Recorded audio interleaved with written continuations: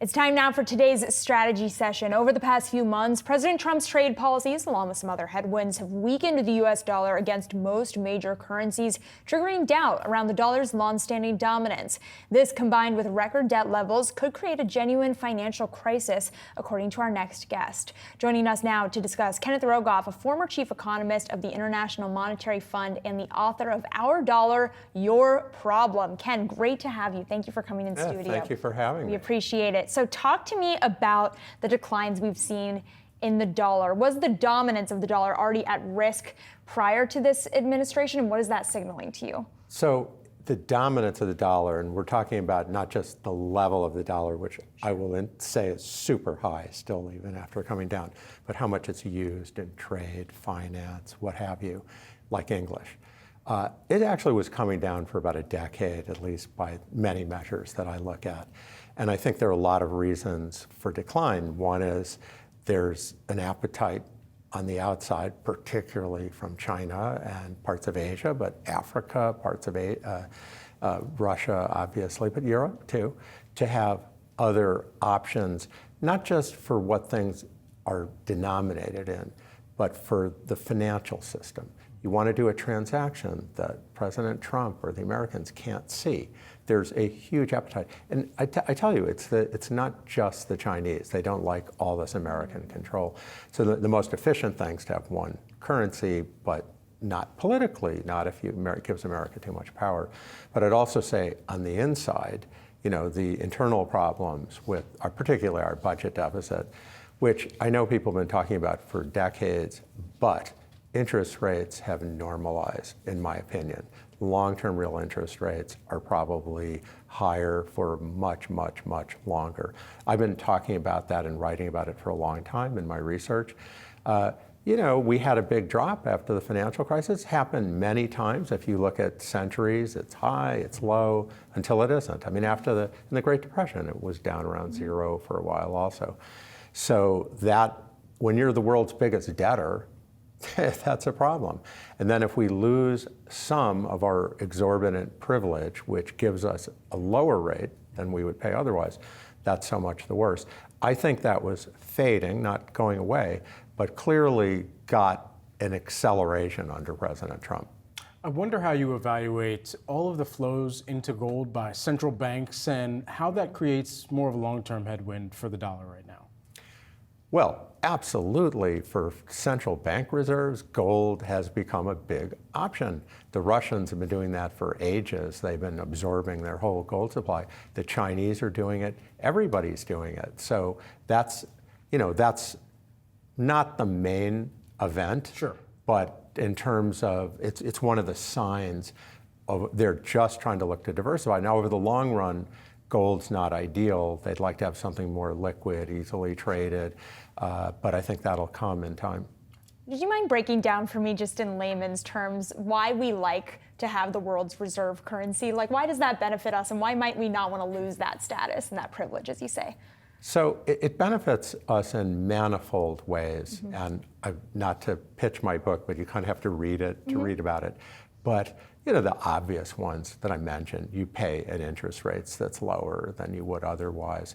It's a big market, it's so liquid, you feel safe. That was true when the UK was the dominant currency, and now we are. But there are lots of other things. So one thing is we are able to borrow a lot in a crisis, and there will be another crisis. And I don't just mean one that Trump causes, I mean a pandemic, cyber war or something. Progressives complain we don't borrow enough, but we borrow a lot more than anybody else does. And why don't the other countries borrow as much? Because they see their interest rates shoot up. Yeah. Ours go up, but more gently, although that has gotten worse as interest rates have gone up.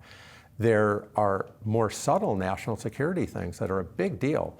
A lot of modern spying is cyber. Somebody sitting with a laptop in a dark room and the CIA building, not the James Bond stuff. And a lot of that is what we get from the financial system. Everything flows through the United States because of our dominance, the dollar, our military dominance.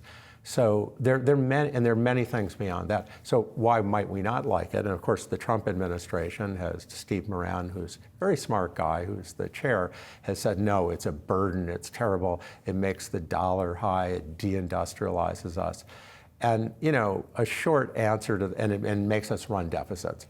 And a short answer to that, we've been the dominant currency for a while. We weren't running deficits in the 60s and 70s, and we were still the dominant currency. The UK was the dominant currency when, in the 19th century, when the sun never set on the British Empire, and they ran surpluses. There are, reasons for deindustrialization, which have to do with trade.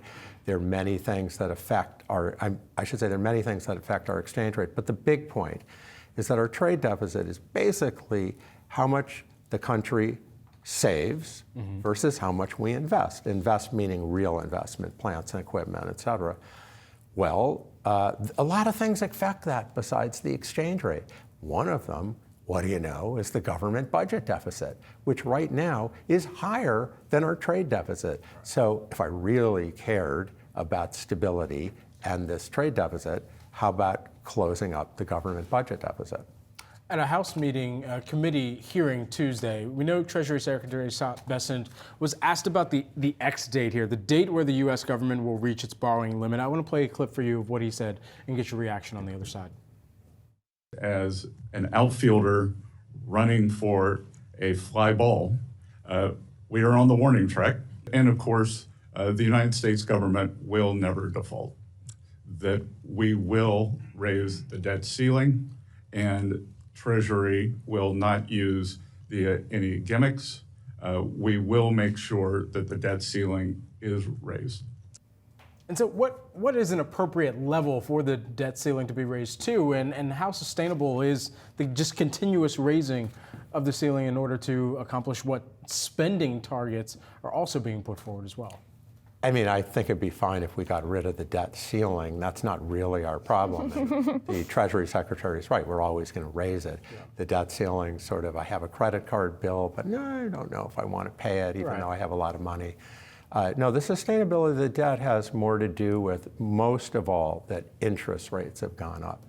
So back for a long time, it seemed like there was no, bill to pay. You just kept borrowing and reborrowing. You didn't even pay the interest. But now the interest bill, if you've noticed, has doubled, on its way to tripling. It's going to be more than it is more than the defense budget, on its way to $1 trillion. And that's when it gets less easy to borrow another 30% of GDP if there's a pandemic, to pay for something. There's a cost. You would rather have lower debt. I mean, there's nothing easy to do about it. But no, the debt ceiling's sort of theater and power grabbing. And maybe there'll be a slip sometime and we'll screw up and actually default. Great for sales of my book, but I don't think it'll ever happen. Okay, well, that is at least some good news. I do want to bring us back to some potential bad news. What is your call on a potential recession? So that is I think it's more than 50-50 to have at least a gentle slowdown. But we're trying to read into the mind of Trump because, of course, if he really did an about face on the tariff stuff, and I don't mean the 10%, which is maybe not the greatest idea, but just, the let's make a deal. Hollywood needs to be protected. Let's have a tariff on that. I was just in the UK, and you probably maybe reported on this, but he wants them to have free speech. And they're going like, we gave you free speech. We're the home of free speech. And a lot of the things are just, out there that they're asking for, sort of some MAGA wish list. And it's very disconcerting. Now, I have to say, a lot of people you probably talk to, big finance people and hedge fund people, and clearly the market thinks, he's a pragmatist at heart. He knows he's screwed up. I don't know if he knows he's screwed up. He's going to back off. And they just think it's going to go away. That I think if you did a poll, you can try it, of where are we going to be in a year, they'd all say 10% tariffs, maybe a little fluff with China, it'll all be over. I'm skeptical of that, and that's why I think the odds of recession are higher. I mean, Trump's still going to be Trump, for better or for worse. So I don't see an exit from the chaos. If there's no exit from the chaos, it's hard to see how we don't have at least a mild recession. Is this a case where we need to see some of these smaller trade deals start to come through first, or does there need to be resolution on one of the larger trade partners out of the gates here to really set the tone? Because some could argue that he already kind of showed his hand, didn't want the stock market to go into bear market territory. That would have looked bad. And then additionally, you've got all the CEOs showing up at 1600 Pennsylvania Avenue's doorstep saying, hey, we're not going to have stuff on shelves in the summer if you don't step back off of this. No, you are so right. That's what not just the market's thinking, that's what all our trade partners are thinking.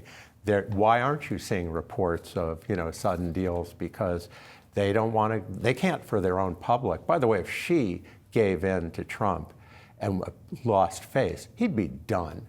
I mean, he cannot, any more than Putin can surrender, he can't.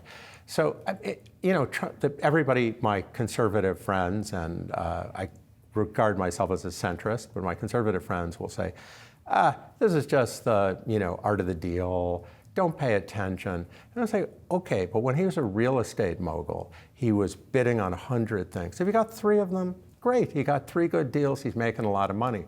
We can't walk away from the other 97 countries, in this case. It's not a great percentage, yeah. Yeah, it's not a good percentage when you're president. It was fine. It was a great, approach when you're a real estate mogul. So we'll see. If I want to say something that could turn in his favor and make him look amazing in 10 or 15 years, it would be that even though it's all chaotic and he's not always lasering in, China is our rival. They are down right now. He's hitting them while they're down. And if he didn't, there's going to be something over Taiwan. There's going to be a problem somewhere. And so maybe he'll say, oh, just a stroke of genius that he took him on when they were vulnerable. Xi fell and they got rid of Xi, turned in a more, I'm really playing this out, had a more democratic government. It all worked. And Trump, although he was so brutal in his approach to trade, he got it done. Anyway, I'm an American. I wish well for our president. I hope that's what we're writing in 10 years.